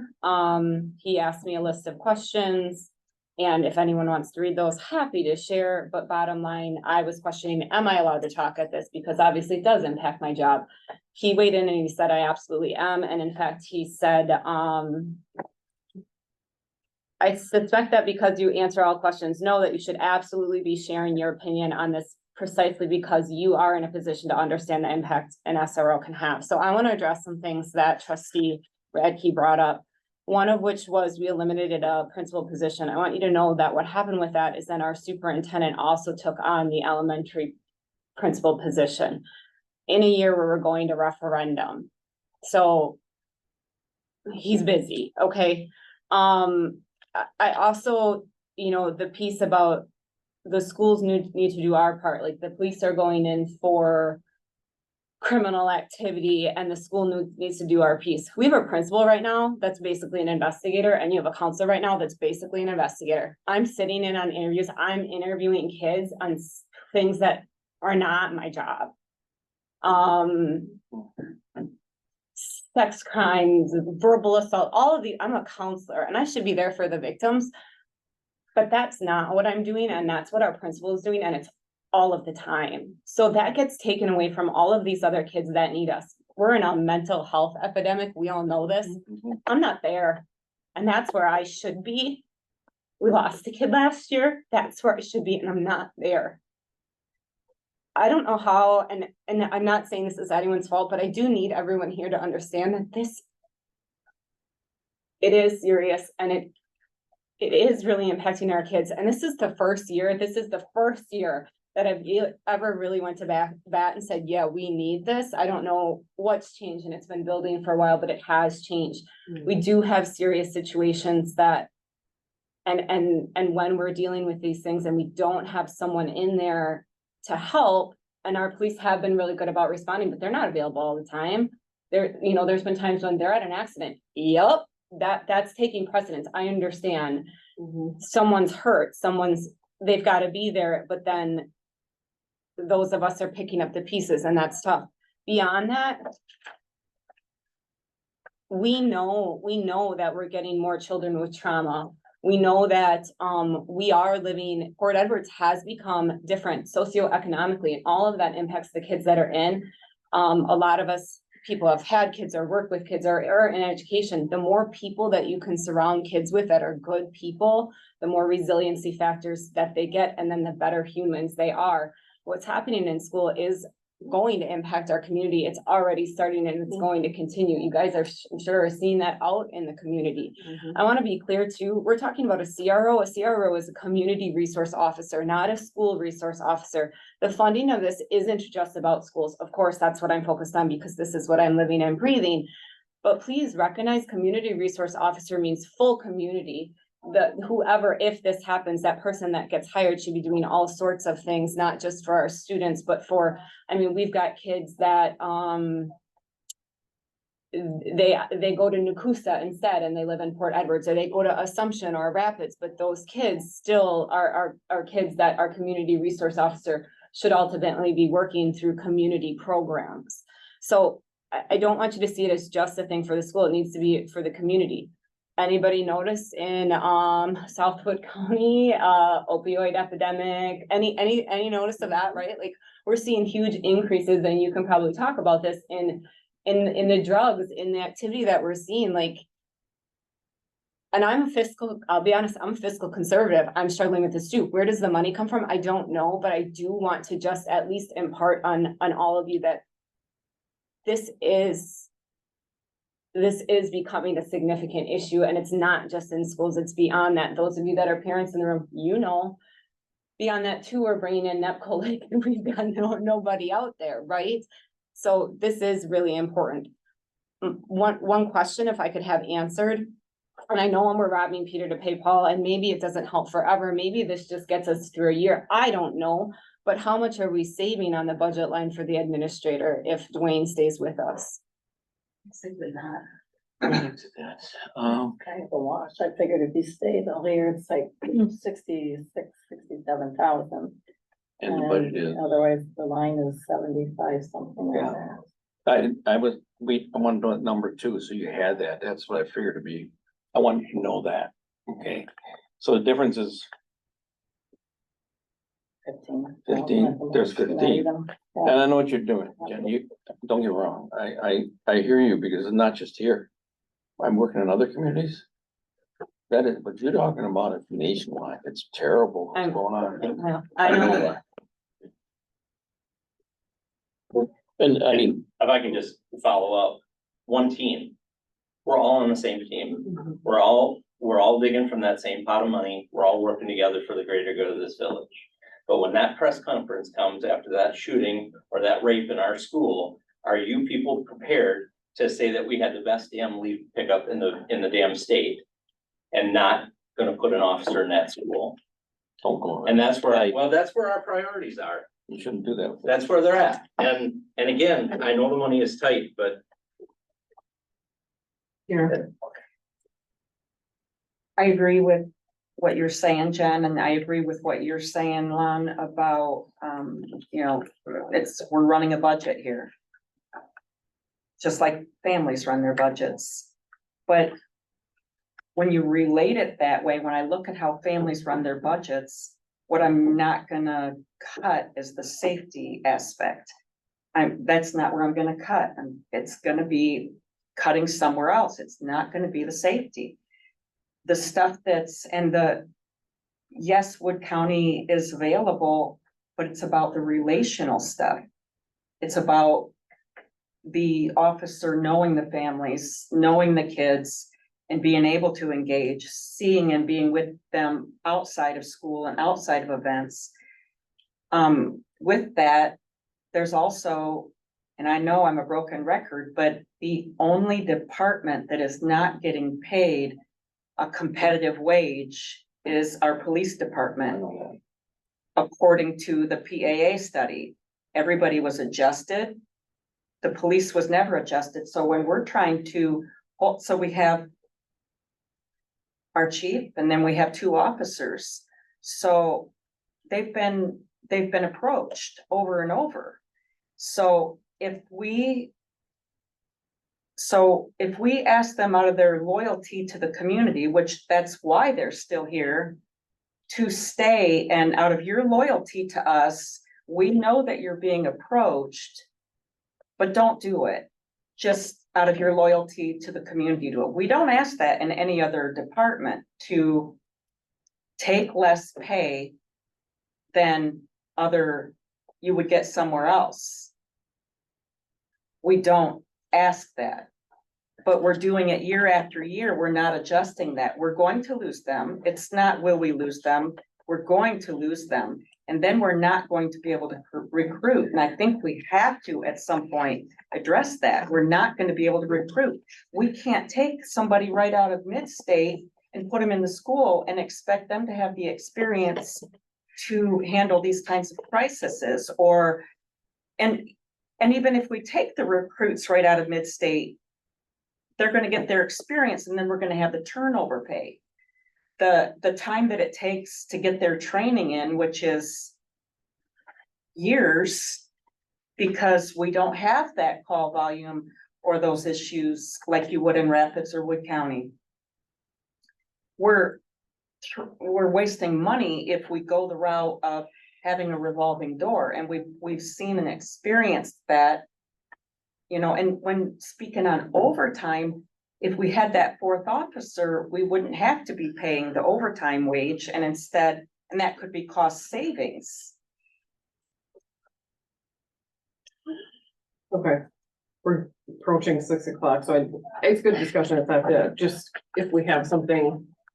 If we have something, you haven't said anything. I have a question, if someone could explain, I know it's been explained in short before, but, what is the expected training of a community resource officer? And the reason I say that is, we talk about a mental health epidemic. Is our answer to put more guns in the school? I mean, that kind of helps, but the problem that we have is police officers are the end all be all, and it's, you know, most of them go in not to be counselors. And, I know that there's specific training, but if this is a mental health problem, then we should be funding more psychologists rather than an officer. So I'd like to kind of know what the training is and how they fill that role. I just want to clarify, I'm not suggesting that an officer is coming in for mental health. I'm saying that's my job. And right now, Do your job. I'm doing some other things that probably shouldn't fall under a counselor's job because there's so much. I'm not suggesting it. Our officers do receive mental health training, de-escalate. They know how to de-escalate all of those pieces, but that's not what I'm suggesting. Just to clarify. Scott, do you have anything to add? Yeah, and certainly, a specialized position like that, we would send to as much training as possible. Most of it is mental health, crisis intervention, de-escalation. I mean, the SRO thing it's been around for quite some time, and, you know, Lon can attest, he, you know, did juvenile training.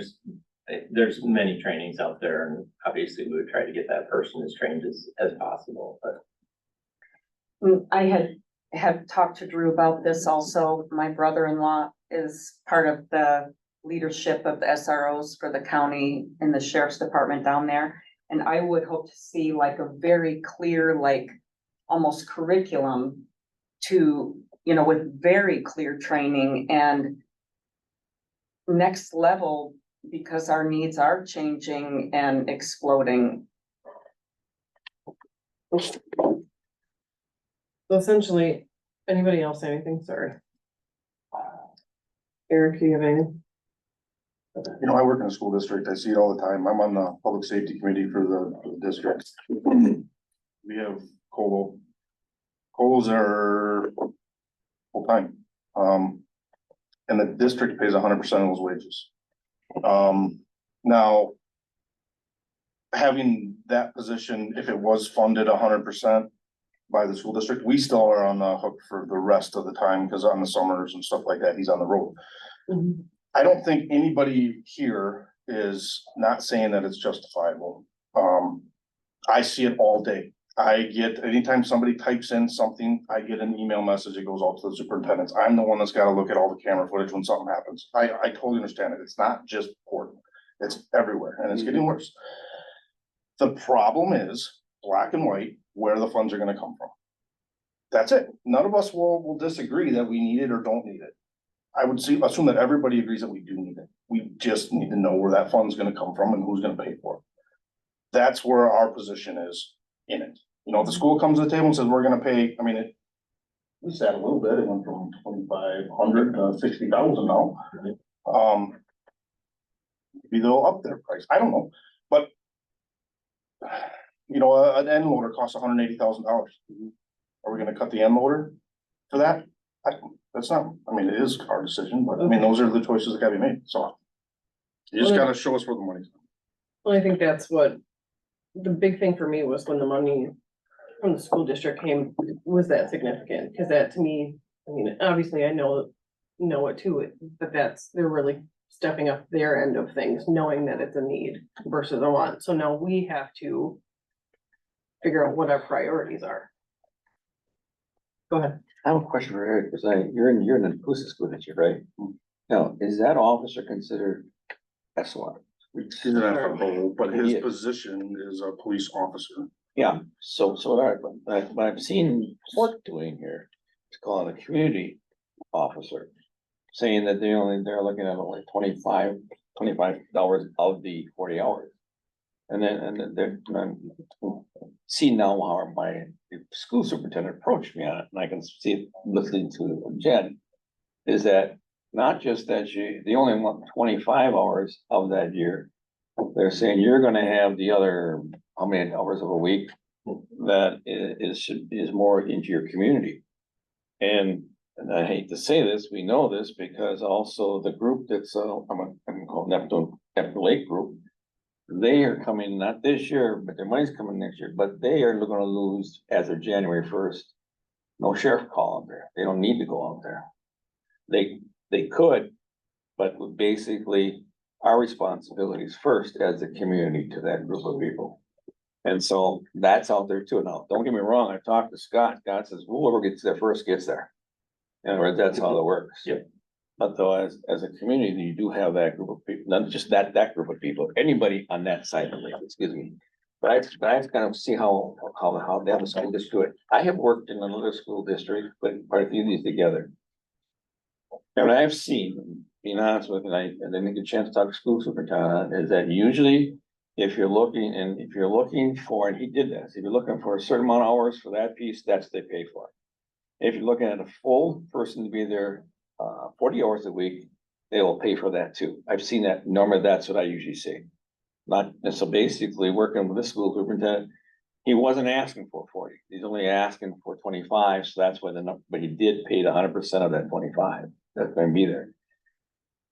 So if another school district, they take the full, I don't know if you're doing, whatever, excuse me, Nacusa, is that I'm another community that worked, I was an interim administrator, worked the deals, is that the schools at that point in time wanted that person, that body there while they were in the school district. But now you got to remember, they had to go from elementary to high school to all, they had bigger school districts. We have the same thing here. I'm pretty sure we're not all one location. You aren't either. They want, we concluded for that committee, we did pay all 100% of that school year. So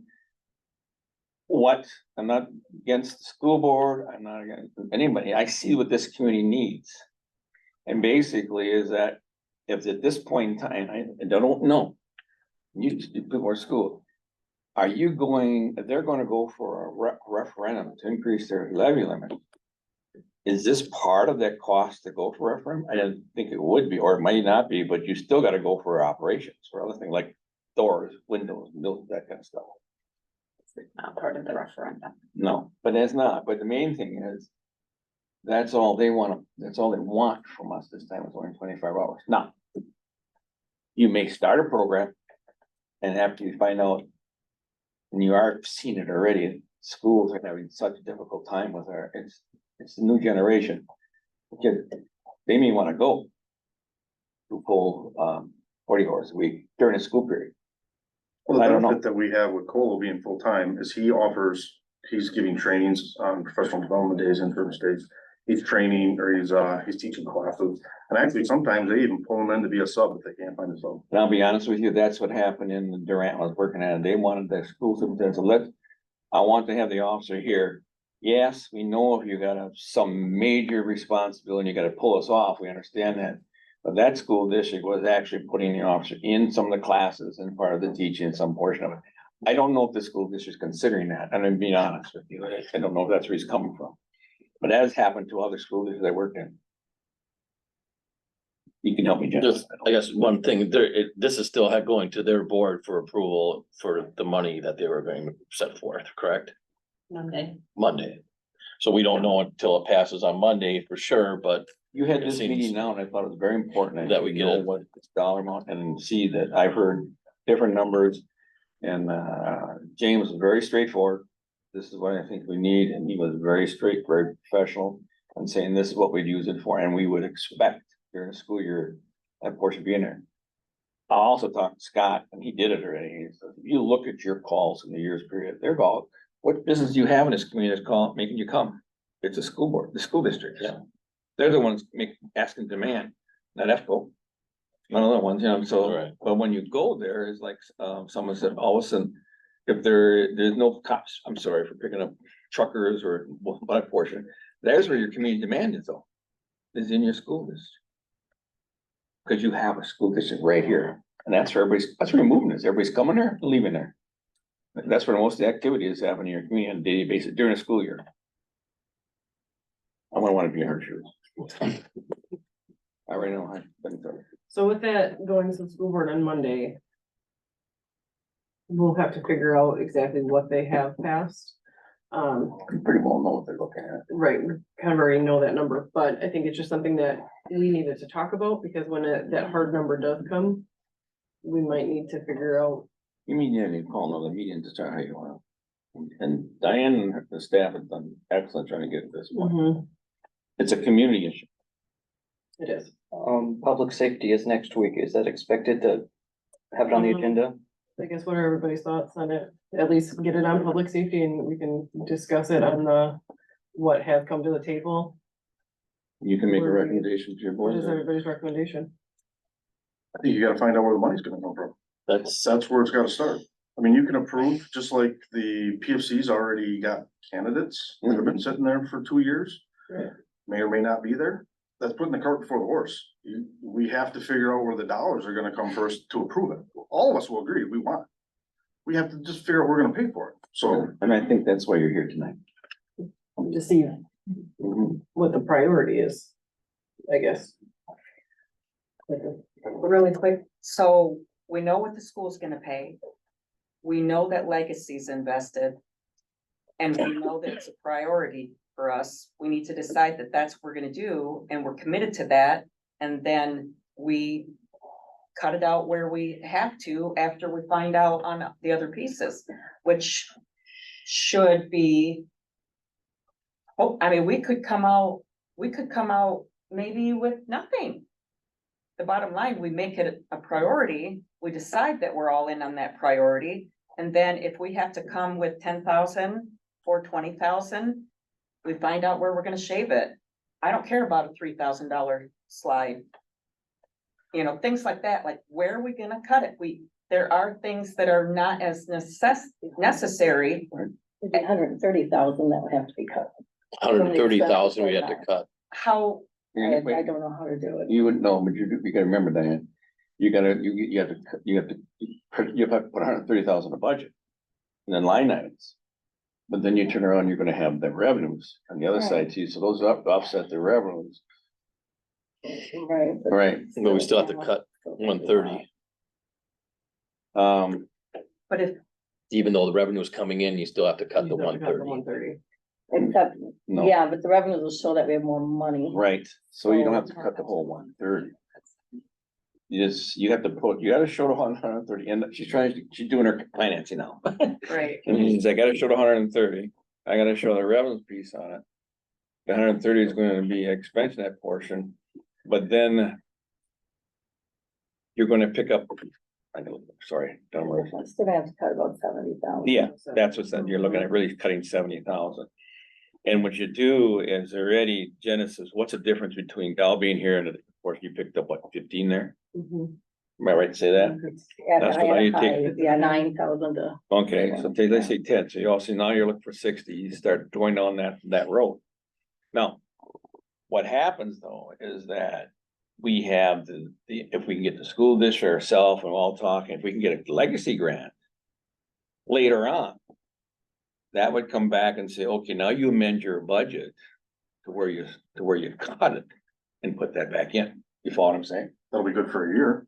That's correct, and that's why I wanted you to know, then next year you're at the same boat again, and I'm very, that's what I try to say, that's true. You're not just looking at this year, you're looking every year down the line. And like, if you put this in this, and the only way, like Diane said, we're kind of bad this year, but if we get the restraint program, you got it this year, right? Or we think we're gonna get it next year, we can stay, we get it next year, What we didn't get it this year, we'll get it in 2024 and 2025. so we didn't get it this year, so if we get it, if we stay with this budget, if we can stay within the levy limit.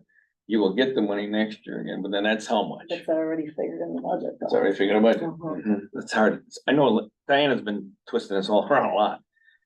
And then basically is. Something's gotta give. Something's gotta give and you gotta decide where. So we all have to clear. So just throwing the ball, right? Spitballing, nobody yell at me. First responders and ambulance are duplicated services. I already saw that when I was looking at some of the stuff. So yes. whatever.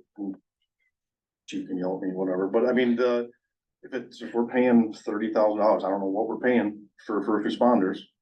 If you make that 100% voluntary or get rid of the program or something, there's $40,000 there because we already just upped our ambulance contract. No, I'll be very honest with you two spitballing, Eric. I know Eric and I, took a lot of thinking together, even though I've looked at that too, since I've been looking at pieces. There is a number that you can look at the last 3 quarters and see what has been strictly gone for first responders. And you say, okay, we have a full-time ambulance coming in now. Do we need that 3 or 4 where we're doing the first responders? You say, no, because we have that portion of it. And 90% we are there before or after, we have no idea. It's in the calls. You guys would know more than I would. The thing is, then you say, let's not have a first responder program within our fire department. Let the ambulance go through it. What is that dollar amount? And that we have to pick out, Joe. I'd have to look with Diane, but there's a certain amount each quarter that goes through the first spot. Let's say 30 grand. I mean, there's 30 Okay, grand you could, let's just say that. plus, and you're already halfway there And that what Eric is doing, without really affecting anybody's services. Or, yeah, I mean, and he's still showing, Fix it, but. he's still showing you're getting the services. Right. But you're getting it from the city, but you're also now taking and I hate to say it, he's rolling sleeves up as the community and say, where can we find this? And that's one spot. And you all have different departments. And what I've learned tonight is that you definitely feel you need this, you need a community officer because of what's going on here. Okay. One thing, Betsy. Oh, sorry. I mean, and I appreciate the sentiment from everyone, and I'm sorry I got a little worked up because I get emotional sometimes, but, I get it. I mean, obviously, we know now that we have a majority support. And knowing that, I mean, I can try to get I mean, I already wanna meet with Legacy next week. I don't know that I'll have an exact dollar amount, but maybe by our meeting, I could have an about figure. You know, or at least an idea, and that would give us a better idea. But then I'm gonna be like realistic person like Eric is. You're still gonna find a number before you can actually. Where you could cut it. Yeah. That's I up got for it. debate. Okay. Yeah, I'm in your role. Okay. Okay, So I guess we'll just have to work towards that. We'll see what the school board officially comes back with and we'll go from there. Okay. Closed session, for 1985, considering employment, promotion, compensation, or performance evaluation data of any public employee over which the governmental body has jurisdiction or exercises responsibility to discuss the proposed 2024 budget pertaining directly to our employees' performance and compensation. I'll make that motion. Motion by Grundon, I'll second. second by McGregor. Roll call vote to go into closed session. When my office. Sorry. Okay, trustee Brendan, Yes. trustee Moore, Yes. trustee McGregor, Yes. trustee Radke, yes. and trustee Staley. yes. And, Oh, yes, I'm sorry. okay. Okay, or jump into it, let me.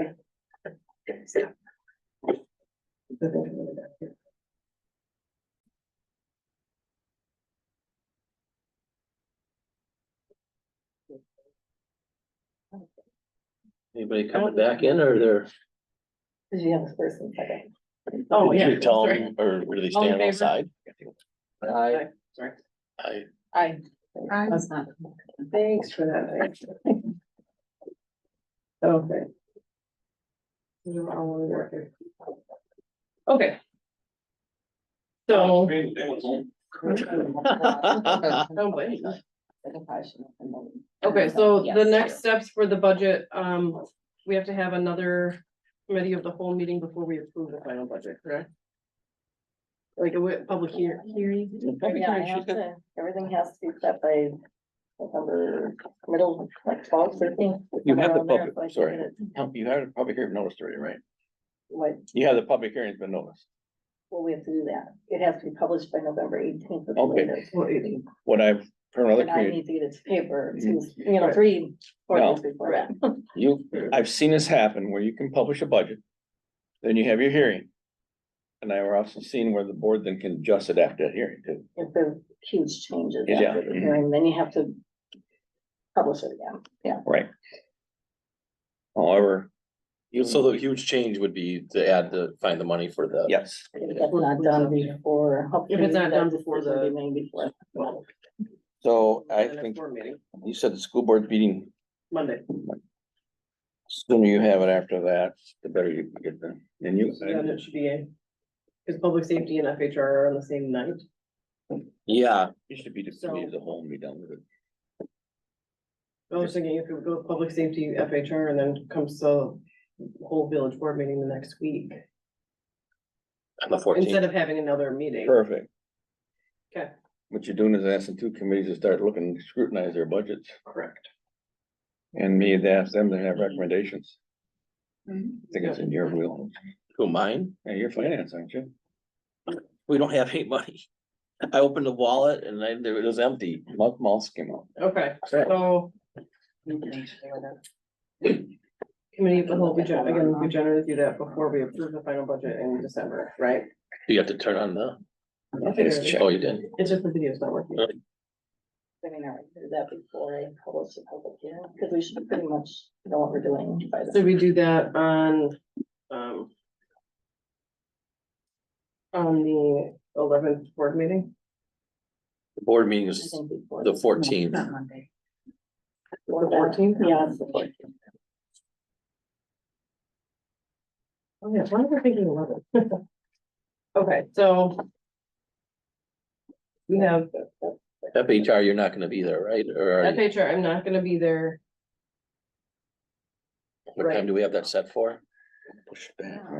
And we were gonna try to push it back. I didn't talk to the other committee members. Yeah, I don't know when that's. Four. meeting is. What But time again, did you public want? safety is supposed to be at 4, Six. the public safety, oh wait. The FHR FHR's meeting- at 4, right? Public Second. safety. We're wondering, can FHR move for 4.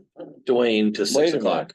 When's the No. FHR meet? Public safety is at FHR is 5. November 2nd at 4 o'clock. Yes. And public safety is 5 o'clock on the 2nd. Yeah, can That's you, a second. you wanted to move back on the 2nd?